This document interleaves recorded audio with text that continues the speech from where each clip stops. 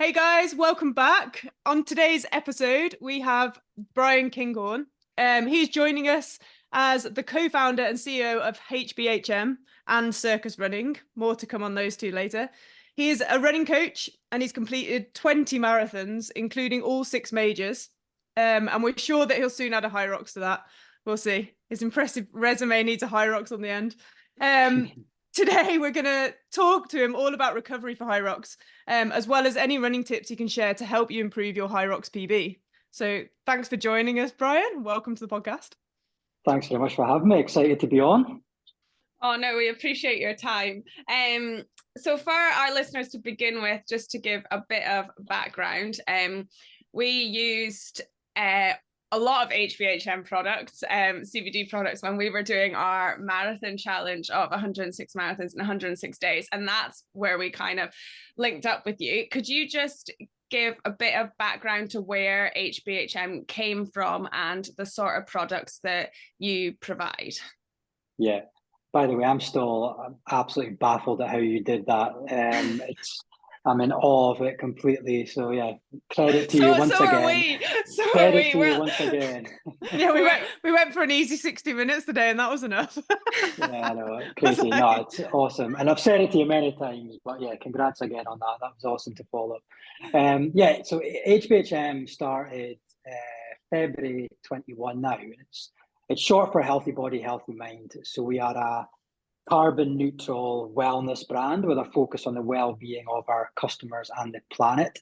And we have a range of products that are designed to help our customers' lives in many different ways. And obviously, one of the things you mentioned there is recovery. And that's the way that I talk about the products as well. It is that, they are a recovery product mainly. They do lots of other things, but, that is how I talk about it, certainly in the fitness, health, well-being world.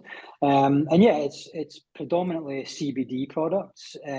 So CBD oils, which you ingest, and CBD muscle balms as well. And yeah, we've been on the go for just over 3 years, and we've got a range of flavored oils. So when we first started taking CBD, personally, myself and my co-founder, it wasn't very pleasant. And so although we saw the value in the product and we knew it was helping us, the reason we started the business effectively was because it was helping me with my recovery from running, trying, just having other products, and my co-founder Martin, it was helping him with sleep. So we was like, oh, there's something in this CBD thing. But the products we were taking with CBD oil just didn't taste very good at all. And we sort of kept at it because we knew it was helping us. But we thought, well, if we're creating a CBD business, what can we do that makes this slightly more pleasant experience for people?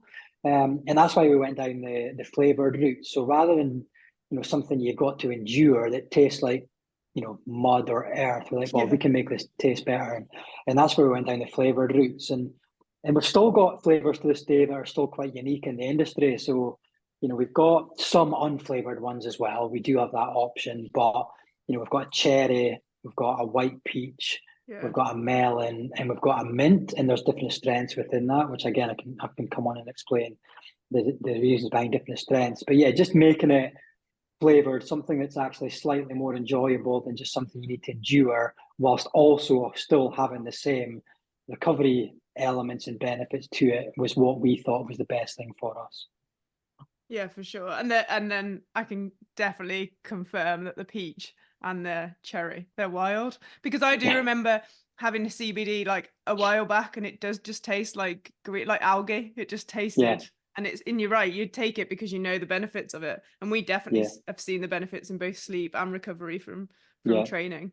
But having something that's actually palatable as well and enjoyable to people, our customers have also, they love telling us what they're doing with their flavored CBD oil. So people put the cherry one in like coffee, and melon and water, and mint and green tea, and all these different concoctions. By the way, the best way to take a CBD is on its own, but people do take it in different ways, put it in protein shakes and things like that. So you can experiment, and the fact that it's flavored just means that you can you don't need a lot of it it makes quite a big difference to the flavor of something. So yeah, we love seeing all that different experimentation and encourage you to give it a try and try different things. Yeah, absolutely. But that's what makes you take it, isn't it? When it becomes part of your routine and you enjoy it, and it's not a, oh God, I've got to do that again and force myself to have it because it doesn't taste very nice. Yeah. And the routine thing you mentioned there is absolutely key for CBD. And when I ever have someone come to me and say, I've tried CBD in the past, it didn't work for me. My first question is, how regularly were you taking it? And often what you find is that people will dip in and out of taking it. They'll take it a couple of nights and then they won't take it for 3 nights. Then they'll come in and take it for a night again. And that it just doesn't work like that with CBD. The best way to actually get the benefits from it is by taking it consistently. And it's like anything in life, I suppose, any habit or anything that you want to make a routine. Once you've got that as a habit, and once it is a routine, it just becomes second nature, and that's when you get the benefit of CBD. So I always encourage people to start habit stacking, or along that sort of line. So if you're doing something anyway that you do every day, then stack on your CBD usage onto that. So the easiest example, and this is what I do, is after I brush my teeth and before I go to bed. So it's for the benefit of it, I want to take it before going to bed to help with my sleep. And one of the last things I do before going to bed is brush my teeth. So if it's there beside my toothbrush and my toothpaste, then I'm just always going to remember to take it. So things like that. Some people have it beside their espresso machine because that's the first thing they do when they get up, or it's on their bedside table, or whatever works for you. But that is the best way to get benefits from CBD, is by taking it consistently and taking it at the time where you'll remember to take it.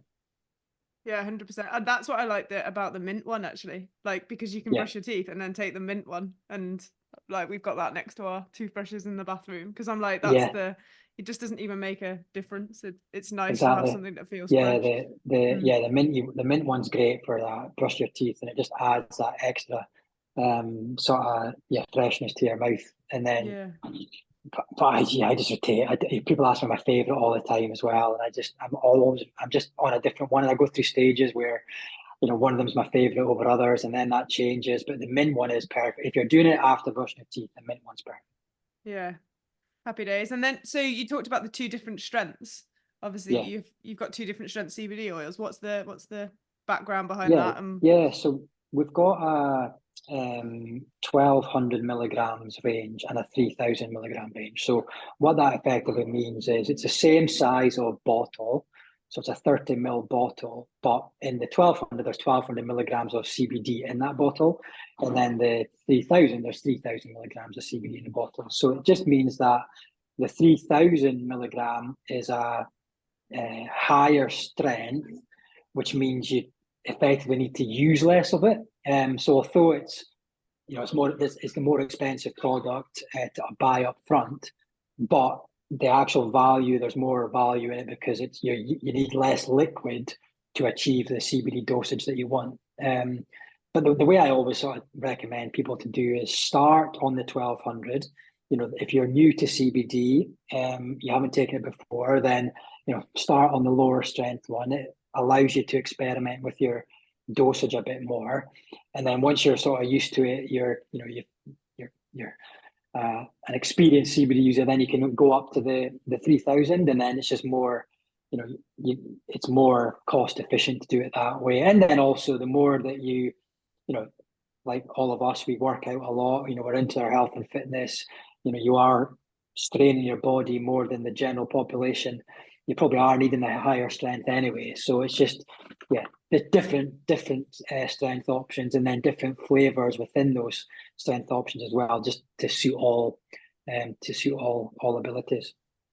And what about for dosage, like comparisons in people? So like me being a small female, 5'7", compared to 6'5", like someone who's probably twice my weight. Like, how do you kind of work out the dosage for that?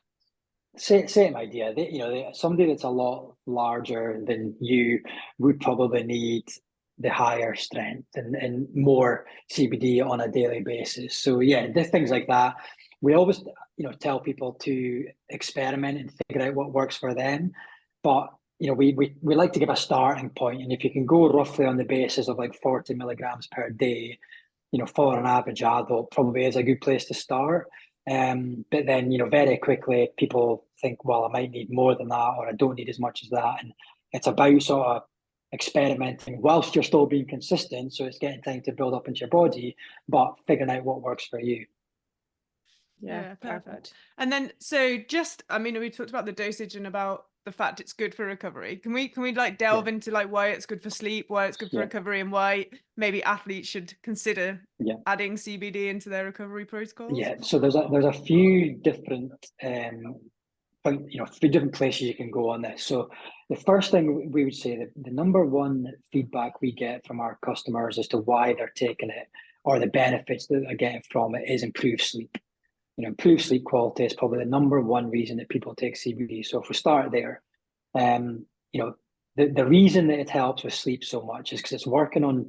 I'm going to get quite geeky on sleep here, so excuse this for a second. But you've got two quality stages of sleep. You've got something called REM sleep, or rapid eye movement sleep, and you've got something called, it's commonly referred to as deep sleep, but the technical term is SWS, so slow wave sleep.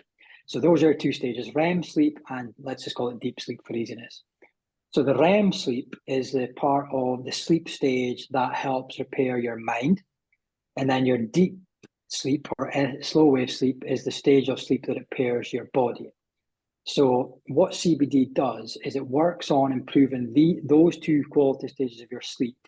So it won't necessarily, again, a common misconception is that, if you're sleeping 6 hours a night, that all of a sudden taking sleep will make you sleep 8 hours a night. It's not necessarily going to work like that. But what it will do is improve the quality of those 6 hours or 7 hours or 8 hours by working on the two quality stages of sleep. So if you're spending more time in REM sleep, your mind's more recovered. And if you spend more time in slow wave sleep, then your body's more recovered. So that sleep is, we all know how important sleep is, and that is probably the number one thing to improve recovery in general across the board, whatever you do, whether you're a doctor or an athlete or relatively sedentary lifestyle, you still need sleep to recover well. So that's the first element of how CBD can help. And then another element of it is CBD at its core is an anti-inflammatory. So again, just for your general aches and pains that you pick up in life, especially if you're an athlete, the anti-inflammatory benefits of CBD can help those as well. So you've got your sleep element, you've got your anti-inflammatory element of it. They're really working on helping your overall recovery. So those are the sort of two main ones that I always say is why we talk about it as being a recovery product, because of the sleep and then the anti-inflammatory elements of it. Yeah, and I think like it's so true, and it's why it, I think, helped us so much during our challenge. I mean, we still take it now especially when we've got a high training load. But the routine element, because we did the same thing every day for over 100 days, and we didn't like miss a day, like, because we were so in tune with our bodies. And then I think the anti-inflammatory, like, I think it must have helped with that, because like the aches and pains just went away. And then I noticed that once we got out of our routine and we didn't do the same thing for 100 days and we kind of slacked on everything and stopped, that's when everything started to kind of rear its head, because you were kind of in this like false sense of security, and it was like, oh well, I'm not like running every day, so I don't need to take it. But you don't realize what like a benefit it's having when you are just in that routine taking it like daily. And then there's another, the other element to that is, so I always talk about, so I mentioned we've got a muscle balm as well. So we've got the oils, CBD oils, we've got CBD muscle balm. And I always talk about the CBD oil being more of a longer term solution, because it's something that you are ingesting and you're getting the benefits of the sleep, you're getting the anti-inflammatory in the main, and then where the balm comes in, it's more of a short-term fix. So it's not, it's definitely, well, none of this is a miracle cure, by the way. I'll just put that in there. But the balm is not something that's going to help you long term. If you've got a proper, niggle, or like you've got an actual injury, the balm might mask it for a period of time and it'll help you get through something in the short term, but it's definitely not a long-term, solution, whereas the oils are more of a long-term solution. Yeah, and you use the balm quite a bit with your back, haven't you? Coming back from injury this year, I think it's probably been the biggest time that you've used the balm. And I think the other thing that I thought was really interesting about, and because you're talking about ingesting the oil, we introduced one of our friends to her, and she's been taking HBHM, and she like suffers with like digestive problems and like kind of like a celiac, like irritable bowel, and she's seen massive improvements just through that. So even if you bring that back to sport and you bring that back to Hyrox, a lot of people have like problems with like, keeping food down, or like eating, or like inflamed digestive systems, which can really upset your race, whether you're a runner or you do Hyrox. So that just is another thing that is there's that side of things. Obviously in our marketing and advertising and stuff, we've got to be careful around some of these things. But we've got customers that are taking our products for all different types of conditions. That could be Parkinson's, arthritis is a common one, MS, irritable bowel, like so many different conditions. Because of the anti-inflammatory elements of CBD, it can help. We've got customers that have told us that it's transformed their lives, which is awesome to hear. But obviously, we just need to be careful around talking about that in the public domain. But on podcasts and stuff like this, when we're just talking about it, we can chat about it. But it can be helpful for so many different people for so many different things. Yeah, totally. And I think you can only talk about, like, we're just talking about what we know and what other people, what we've discussed with friends and other people that have taken it, and then you just you see like some of the different benefits. But I think you can only, it's one of those ones where you have to try it for yourself, I guess, and it's just making people aware that there's something there that might help them. Exactly. They might be able to improve.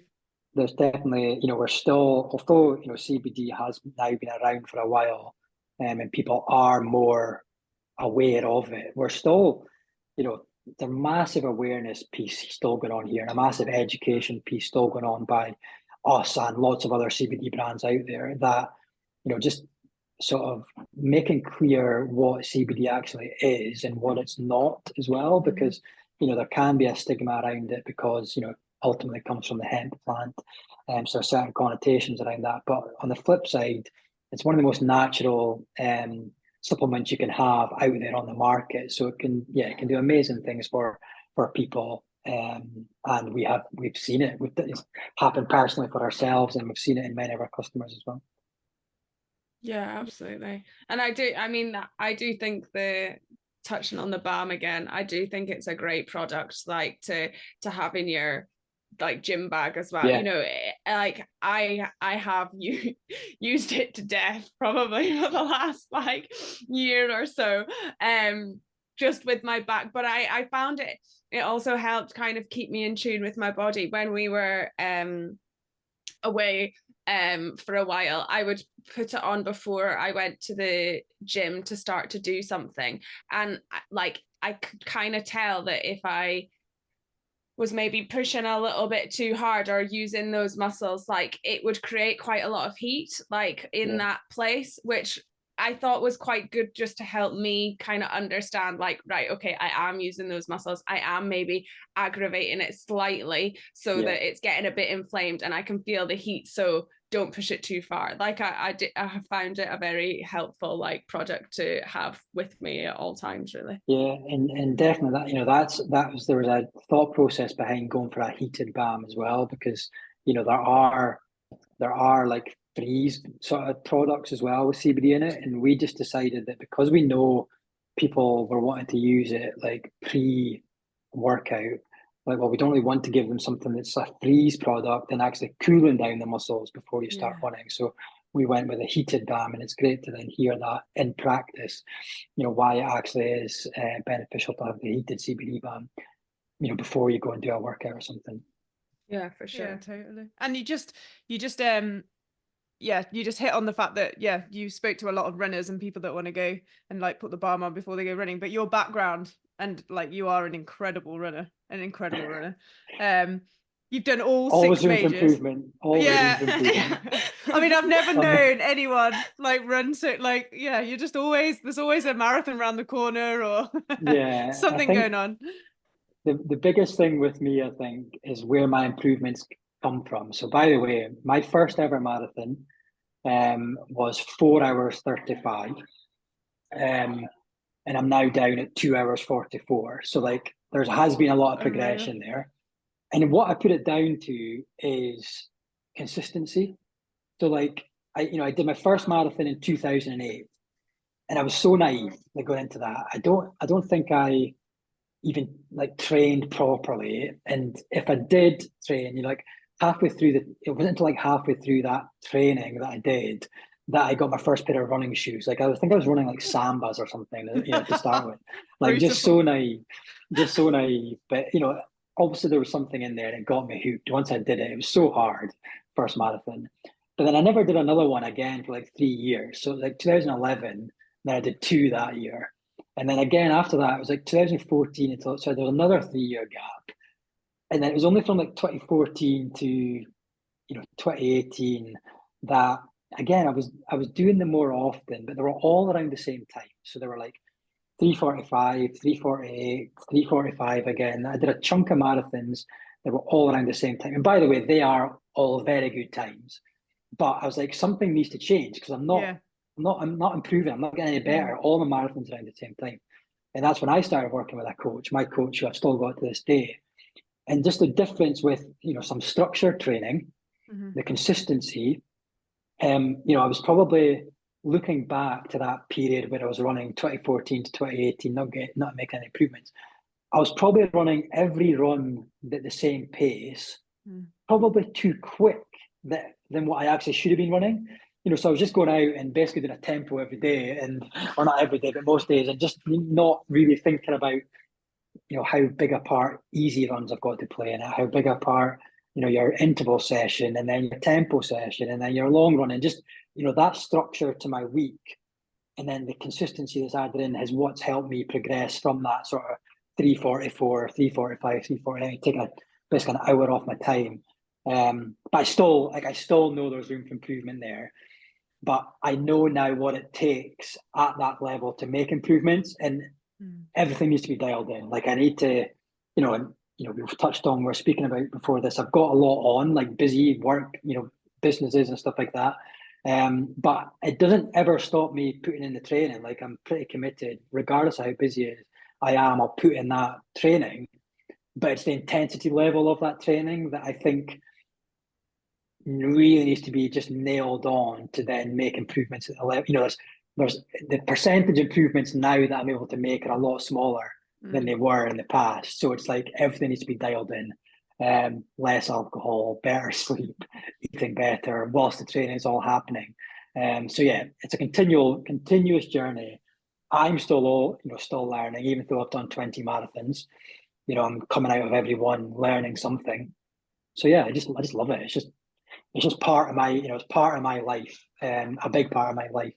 And it gives me so much for, my physical health. But I've always said, even for your mental health, like, just going out, getting a run in, whether you do it first thing in the morning, it sets you up for the day. If you do it at the end of the day, it just helps you sort of compress after a hard day's work. And then sometimes the odd lunchtime run, which just that little reset in the middle of the day. So yeah, I could probably talk about running all day, which some people might enjoy, but some people maybe won't enjoy. But yeah, that's a bit. And the 6 stars, doing the 6 world marathon majors, was a probably a dream of mine for a long time, but it was probably never a realistic goal until a few years ago.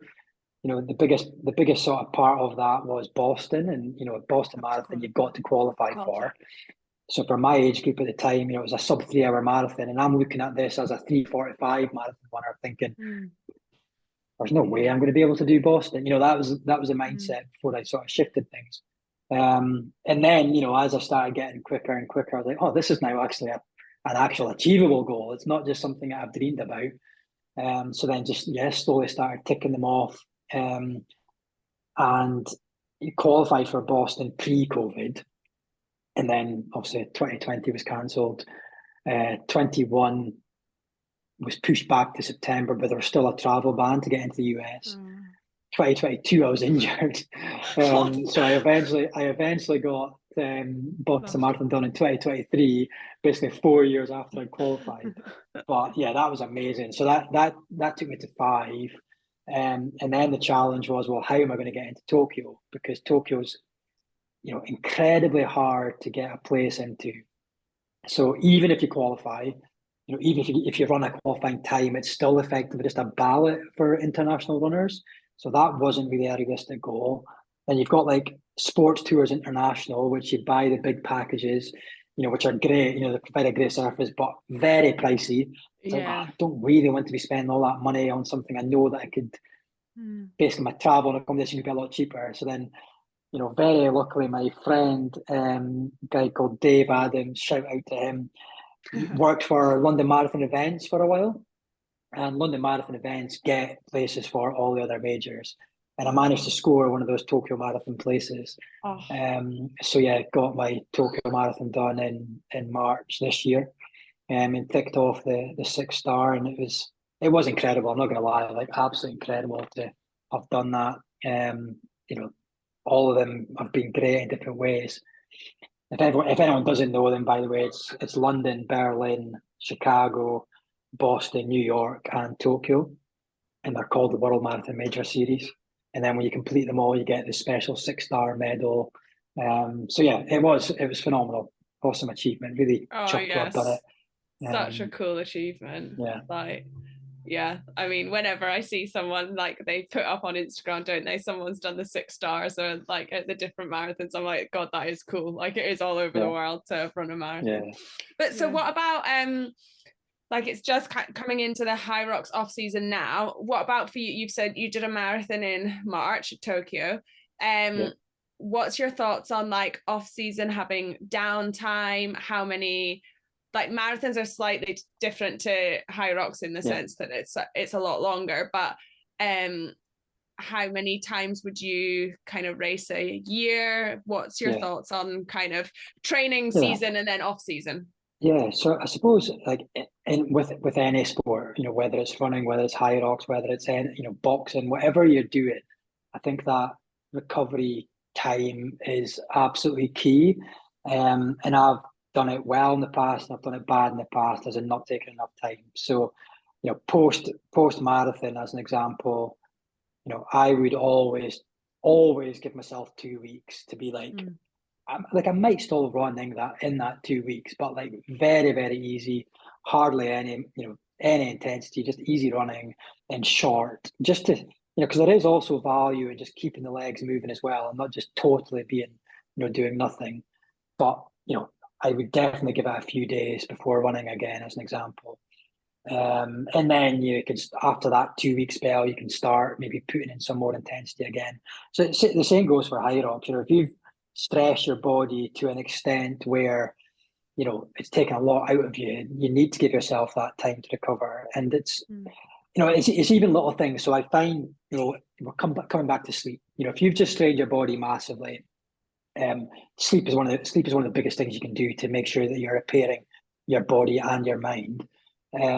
So also, like, what I find, like, post a big race or a big event is, because I'm not getting up as early to run, I'm getting extra sleep. So I'm sleeping more, which then impacts on my recovery, improves my recovery. So it's a lot of things like that. Your day, although I love running and running's a big part of my day always, when it's not there, having that time just to, sleep in a bit longer or whatever just helps with that recovery period as well. So yeah, you definitely need time. The how much time you give it, everyone would argue different things. But yeah, I would definitely say like no running at all for at least a few days. Some people like to just get one in the next day, just like 2 miles or something, just very easy, just to get the legs moving, and then they'll take like you know, 3 days off or whatever. But yeah, definitely give yourself 2 weeks of like just less running in general. But you know, if you want to keep active and you're that sort of, you know, personality, go on the bike or go for a swim, or you know, spend a bit more time in the gym repairing the muscles, or you know, whatever it happens to be. You know, I'm not saying, you know, do a marathon and do nothing, or do Hyrox and do nothing, but yeah, what can you do, and just to keep time off feet, or where you've strained your muscles, how can you know, just let them recover. So yeah, it's absolutely key, really important. Yeah, and I think for like mentally as well, sometimes as well, it just the switch off, because like I think with Hyrox right now, I mean, we're saying it's the off season, like we've just had world champs, and then people can have an off season, chill out a little bit, but it's kicking off over in Australia now and like Singapore, and so if you wanted to, you could go all year round with a Hyrox, or you could go all year round with marathons. And I think having that time, whether it's like just after a big event that you've decided to focus on, to just actually switch off, and whether it's physically and mentally, you can't, nobody can keep on top of everything. And it's like you said about the training, having easy runs and hard runs, you can't always like give your training the best if you're on it all year round. Like it's just impossible, even for the best exactly athletes. I've done it, and there's people out there, I could probably name people that I know that, you know, will do a hard Hyrox or do a hard marathon, and they're straight back at it the next day. And that's fine. You can do it, but eventually that is going to bite you in the arse. And I've been there myself. Like you just, you know, you're straight back onto it straight away. Think about the next thing. And eventually it does catch you. So I'm not saying it's not possible to do a hard event and then go straight back into it. It definitely is possible. But at some point, you are going to need to take that recovery time just to let your body and your mind recover. And I think sometimes, you know, another thing is you do sort of get this post-event blues as well. So like, think about the mental side of it. You've just done a hard event, you know, you've just achieved your PB on Hyrox, or you've just achieved your 6-star medal on the marathon or whatever. And then you're like, you know, it hits you. You're like, this is it's a big emotional thing as well as a big physical toll on your body. So because of that, you know, emotional blues or post-race blues, you think, well, I was just going to sign up for something else. So you're just back on this horse straight away. But sometimes it's just maybe good to, there's no problem in, you know, looking ahead and booking something else, and I do it myself, but maybe just be conscious of how far away that next thing is booked in. Yeah, and appreciating what you've just achieved as well. I think we're also bad for like, we hit the PB, we get the 6-star medal, we absolutely smash it, but then we're like, well, we can be better, we can be faster, we can do more, like, and not appreciate like, oh my God, we did actually just do that, or I did just get that time I've wanted for the last like 6 months, year, like 2 years. But then as soon as I've got it, I'm like, okay, well, I can go quicker, I can do more. And that was sort of what ended up happening with my mentality in Tokyo. So Tokyo was obviously my 6-star race, and I still wanted to do well. Like I still, you know, I knew I wasn't in PB sort of shape, but I knew I was still in good shape to run a decent marathon, run a decent time. So, you know, that was the goal. I was like, well, I want to get my 6-star medal, but I do want to still, you know, get my time. But then as the race was going on, you know, my mindset sort of shifted a bit. I was like, I need to just enjoy this. Like, I need to just, like, I'm only ever going to do this once, you know, run my 6-star medal race. So I just sort of, I reframed my thoughts during the run. I was like, actually, this is not about smashing it and, you know, getting closer to my PB or getting sub 250 or whatever my goal was on the day. It was like, I just wanted to take it all in and enjoy it. And like, and that was what you know, I still did a pretty decent time in the grand scheme of things, but it did shift. It was just like, I actually don't care now about time. I just want to enjoy this moment and take it all in. And that's what ended up happening. And I think that's where the comparison between marathons and Hyrox actually comes in. Like you can do it and be at the front, and you've obviously got the professionals that are pushing it, but you've also got people at the back that are doing it just because they want to see if they can complete it, and you've got people that are doing it for fun, and because you can do doubles, you can do relay, you know, you can do it on your own. Like it's a bit, I feel like it's quite similar to like a marathon vibe, where you've got the pros at the front and then everyday people at the back, like, and everyone can do the same thing and enjoy it or push it. And there's not that many sports where you are competing at the same event as the best in the world. But, marathons and Hyrox, they're a prime example of you've got all abilities, all working out on the same course, on the same day. And you've got that whole collective feeling. And I think that's why Hyrox is, also doing so well right now, is because, everyone's there in the same place, enjoying the vibes, all abilities, you make friends, community side of it is just massive. And it's the same with a major running event or a major CrossFit event or whatever it may be.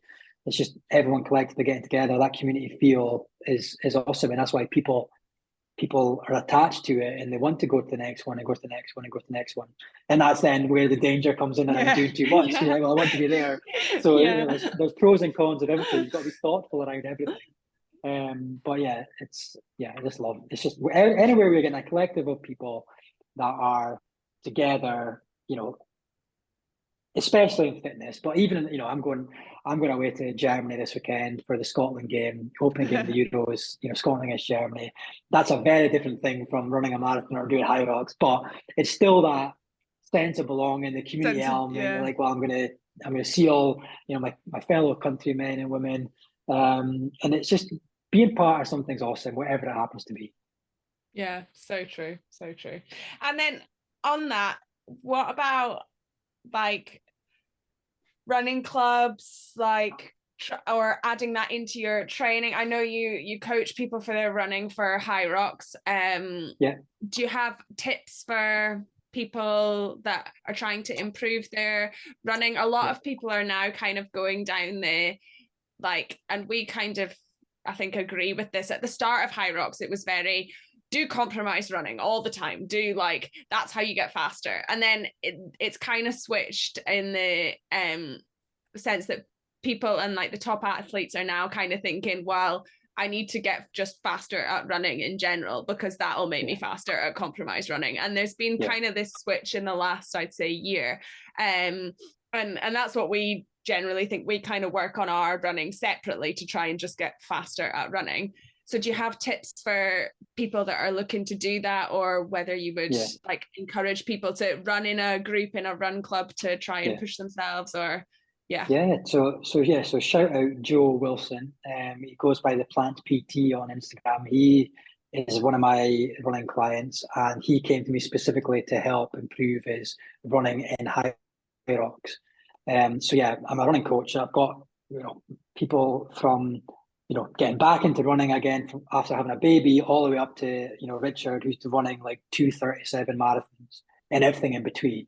So it's like helping people. So running coaching is a big part of what I do. And Joe, he came to me again specifically for help his Hyrox running.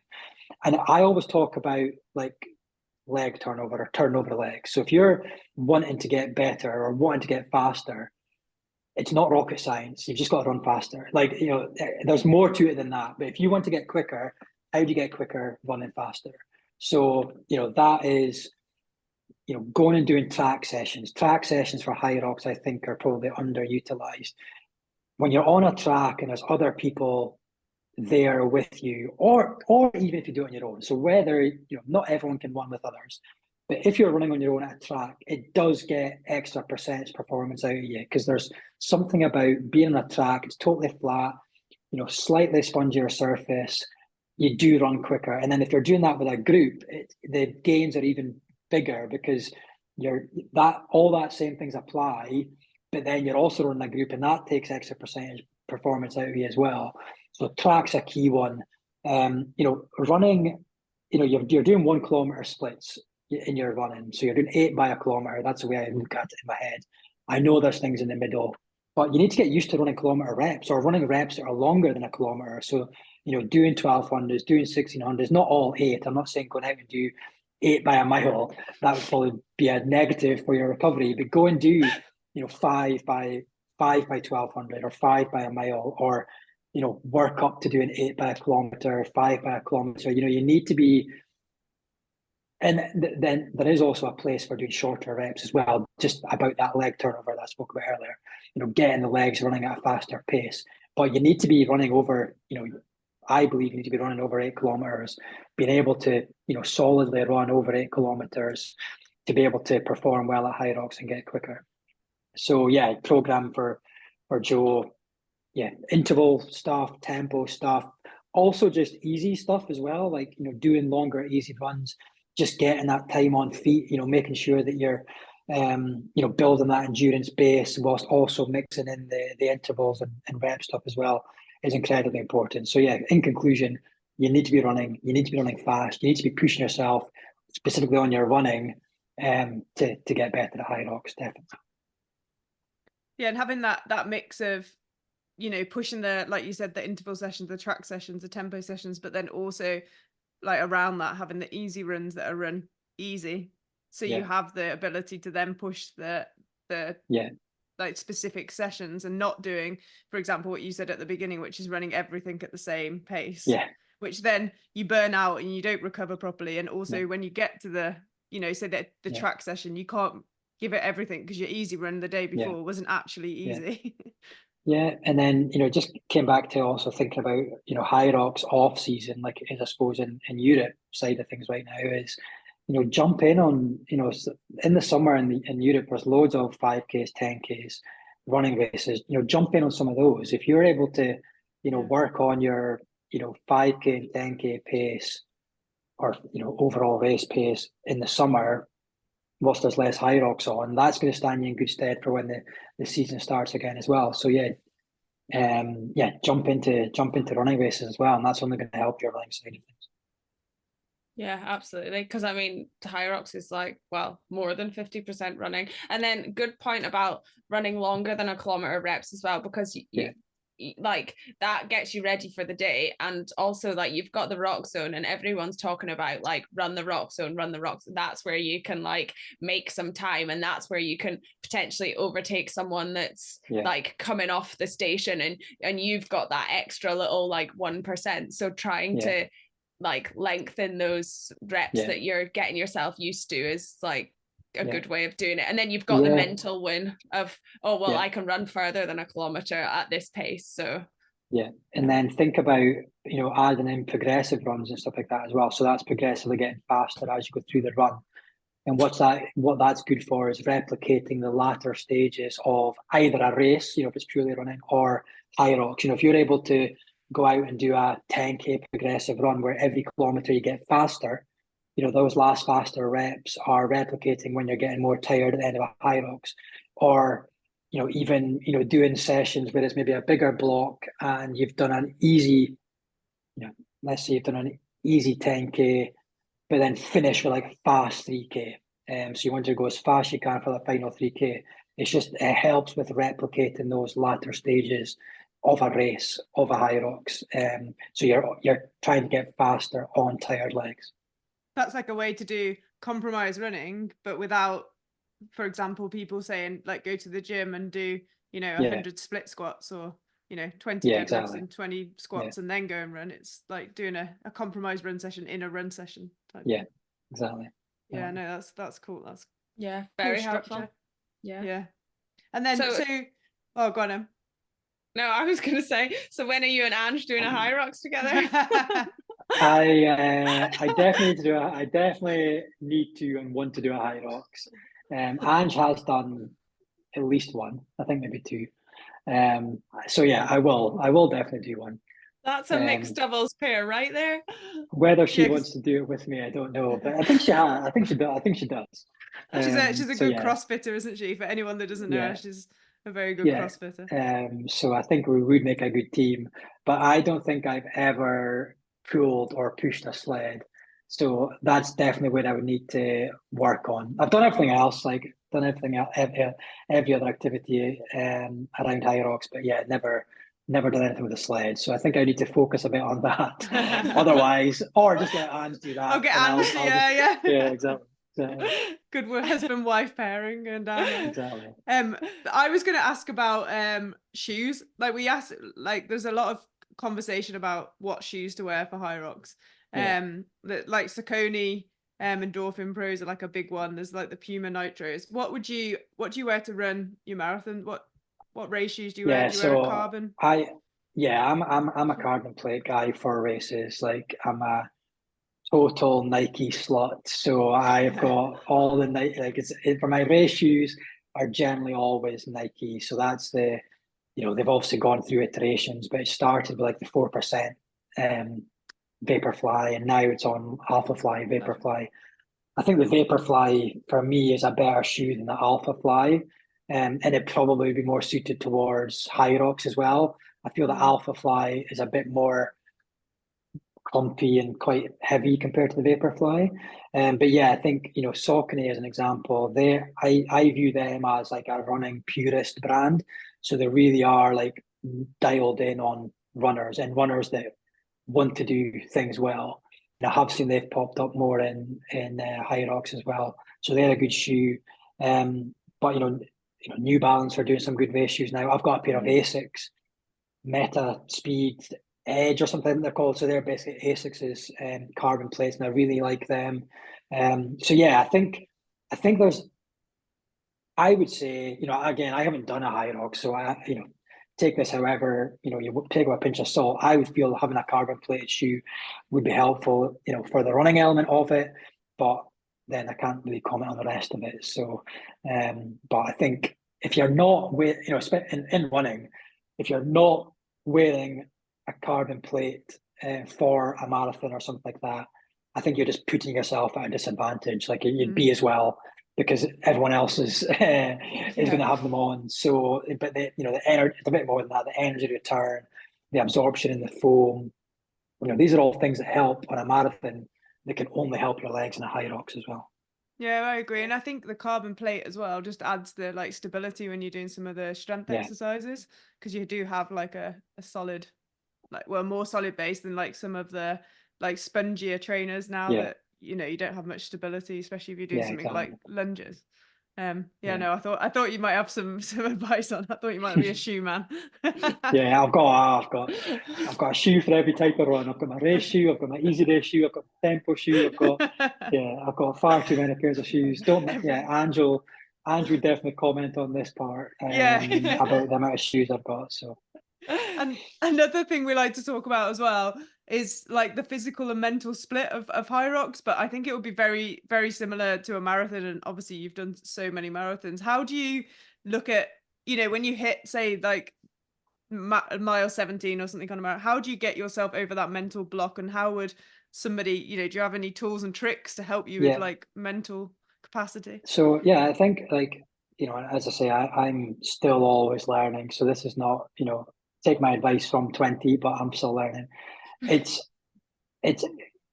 tough moments will come. There's no getting away from it. If you're running a marathon or if you're doing Hyrox, there will be hard moments in that race. And if you think there won't be, you need to be better prepared. Try harder. So exactly. Yeah, well, there's that part of it, but there's always going to be tough moments in a run. So it's telling yourself, like what I like to tell myself is that, this is temporary. And I'm not like, it's not some sort of like pain is temporary type thing. I'm not talking about that. It's like, I'm going through a tough moment right now in this race, but I know if I just keep focusing on one foot in front of the other, it will get better. I'll get out of this tough spell. And that's the same thing. And, in a marathon perspective, or I suppose in Hyrox, I think, some people have the urge to stop and walk or stop completely. And I get it, it is tough and you're going through a tough time. But I think even if you're like walking pace, but still going through that sort of running motion, so you feel like you're actually running, just helps you. You're keeping driving forward. You're keeping that momentum going. So yeah, keep moving, even if it's really slow. Keep moving in a running motion, and just know that is a tough moment that you'll get through, and then you'll have a great moment coming up, and you might still have another tough moment, but they are generally temporary, and you can get through them. So that's kind of what I tell myself. I don't necessarily have any mantras or anything like that when I'm running. It's more just about, accepting that it's going to be painful, but I can get through it. Yeah, no, fair. I think that's a good way to look at it. And I think, the whole thing of just keeping moving. I heard someone say the other day about the burpees and how if you just slow them down, but keep doing them instead of stopping, then you'll just get through them so much quicker, and you get that mental win of the fact you haven't stopped. Because once you stop once, and it's the same with like running, isn't it? If you even out on a session, like I had one the other day, and I was like, oh, I just want to stop. But if you stop, then you do another one, you stop, and then you kind of mess your session up, and then you think, oh, I didn't do my session, and then that plays, and if you can just keep just moving, you take a few moments just to be like don't stop completely, just crawling pace, but as long as you feel like you're still in that running motion, you feel like you're still moving forward and you're not stopping completely. And then that's also forgetting the fact that if you stop completely and then go again, you're risking like calf injuries and hamstring injuries, stuff like that. So even forgetting the sort of potential injury side of it, just mentally, it's just good to just keep yourself moving forward. Yeah, totally. No, that's cool. What an awesome hour. Yeah, I know. So much knowledge. So many knowledge bombs. Yeah. Have you got anything else you wanted to ask him? No, I think we've kind of covered all the like recovery tips, running tips, unless is there anything you feel like we've not mentioned, Bryan, or that you want to explain about anything? I just, I think it's just enjoy it as well. Like I've spoken about a lot of things in regards to running or Hyrox and things like that. And I think people sometimes get themselves all worked up about hitting their targets and hitting their rep goals and all these different things. But ultimately, you've got to enjoy it as well. So, every now and then, if you're a runner, go and get out into the hills or the forest or woods or something like that, and just don't think about pace. Don't look at your watch. And I think stuff like that is just what I would like to just sort of encourage people to do. Is yes, we're all pretty motivated, disciplined, hardworking people, but sometimes you just need to go out and not even think about the pace and just go and enjoy it. And this, the same goes for Hyrox or whether you're in the gym or whatever. You can, like, not every session is going to be a great session. Like, accept that, and give yourself the enjoyable ones as well. Where you just, or going out with a group and stuff like that can just be awesome because, if you're newer to running, it can feel easier because you're running with other people. And if you are able to have a chat and stuff in conversational pace, it's amazing the different places the conversation goes when you go out in a group of people, out in a group of people.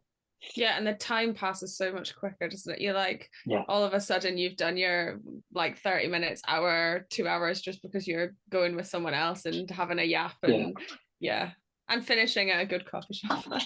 That's always good. That's always helpful as well. Standard. Or pub. Or a pub, true. Okay, and then where can people find you to ask about coaching, find out more about HBHM, the CBD? Where do people go? So I'm just Bryan Kinghorn on Instagram, Bryan. Bryan Kinghorn on Instagram is my personal one. HBHM is just HBHM official. Those are the places to go for that. Reach out to me at any time for anything, advice on running or CBD or recovery or whatever. I'm happy to help. That's awesome. And we'll make sure we put a link in the description, as well as we've got a code with you guys for 15% off. So if you want to look at that for HBHM products, and feel free to reach out to us too and see what we've used and what we used during the marathons, because we are huge fans. So I'll put the code in the description. It's MMW. But it's been awesome. Thank you so much for joining us and sharing not only recovery tips but also running tips, because I think it's such, like Em said, a huge part of Hyrox that I think it's a great chance for people now to take a second before we hit the season again in Europe and maybe look at their running and how they might be able to make those small percentage increases to get a new PB as the season comes around. So thank you guys. Thanks for listening. Thanks, Bryan, for joining us. If you enjoyed this show, please share it. Give Bryan a follow. Go and check out HBHM. And we'll see you on the next episode.